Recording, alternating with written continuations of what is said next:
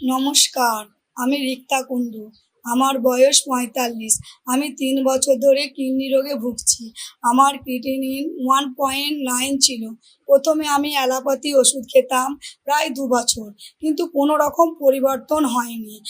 আমার ক্রিয়েটিনিন বেড়ে 6.9 হয়ে যায়।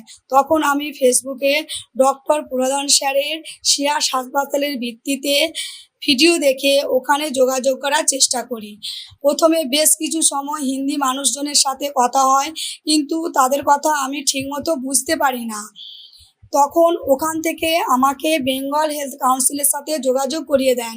উনি আমাকে আমার সমস্যার সমাধান ভালোভাবে বুঝিয়ে বলেন।